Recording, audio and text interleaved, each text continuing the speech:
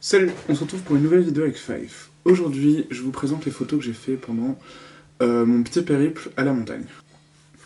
Qu'est-ce qui s'est passé pendant mon périple à la montagne? Super simple. En fait, on est parti pour un cours de dessin d'observation. C'est un cours qu'on a assez régulièrement en ce moment. On part avec des voitures, toute ma classe, et on va dessiner dans des endroits un peu improbables, souvent perdus pour avoir ce côté un peu naturel, etc., et sortir un peu de la ville et de ce à quoi on est habitué, vivant un peu tous dans la ville. Bon, on est donc parti un peu plus loin que les Mattel, vers Cazieil, pour ceux qui connaissent, etc. Euh, on est monté en expédition donc dans ces petites rues, dans ces petits trucs, etc. Et on est parti dans la montagne et on est monté tout en haut de la montagne, c'était sympa. Je sais pas du tout le nom de la montagne qu'il y avait là. Donc en fait, on est censé faire du dessin d'observation pendant ce moment-là. Mais vu que je savais qu'on partait à la montagne un peu perdu, etc., je me suis dit ça pourrait être sympa de prendre mon appareil photo pour faire des photos. Ce que j'ai fait. Au début, j'ai un peu cherché ce que je pouvais prendre, etc. Et très vite, je me suis rendu compte qu'il y avait un truc génialissime. C'était la mousse. La mousse et les petits feuillages qu'il y a par terre avec les micro-branches, etc. Et j'ai trouvé ce monde-là incroyable parce qu'on pouvait avoir ce côté un peu euh, de voir le tout petit et tout devenait si grand alors qu'en réalité c'est tout petit. Enfin, je trouvais ça vraiment génial. Ça donne l'impression dans des mondes un peu fantaisistes, etc. Incroyable. C'est pour ça que j'ai commencé à faire des photos de ça et ça m'a beaucoup plu. Première fois que je faisais des photos de ce genre-là, et je sais que pour avoir une meilleure qualité de ce genre de photos, il faut un objectif macro.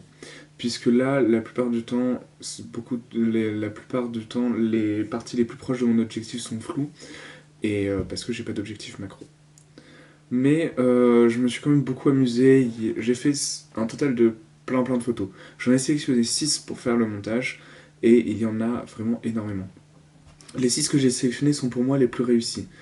Euh, et donc on passe tout de suite à un timelapse sur le photomontage de ces 6 photos.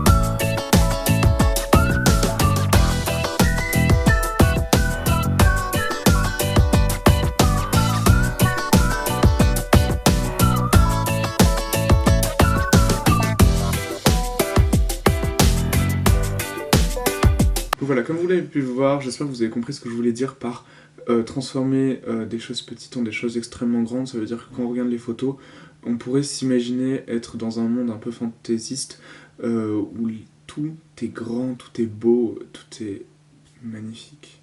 En fait, je suis un peu bercé par cet univers, etc. Et j'ai l'impression qu'il y a pas des petits monstres, mais des petites créatures toutes mignonnes qui vont arriver, venues de nulle part, et habiter ce lieu-là. Je sais pas, voilà.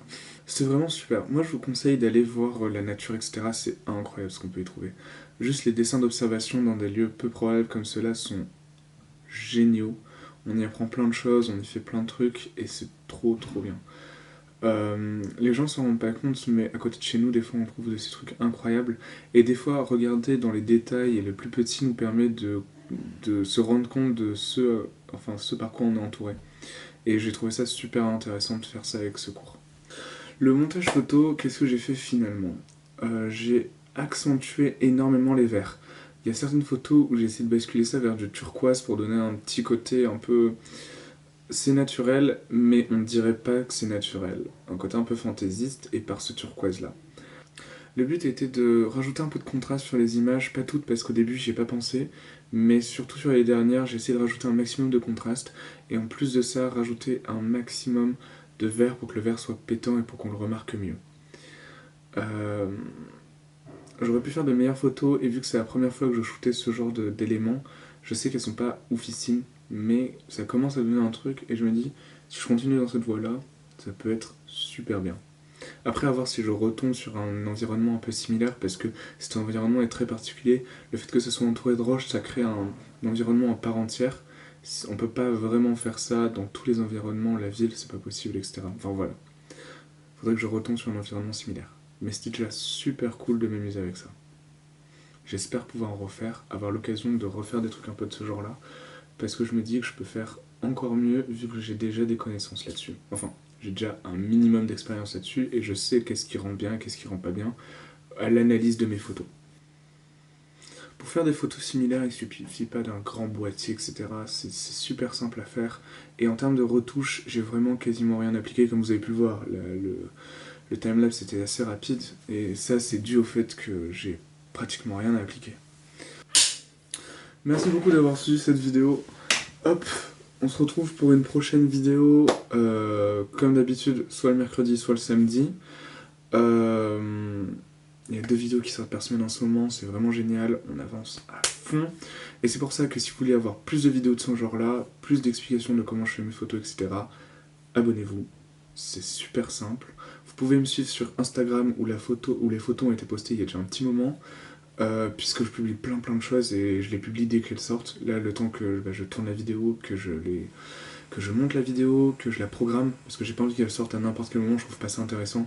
Pour vous et pour la fidélité que je puisse avoir avec vous, c'est plus intéressant si elle sort à des dates précises.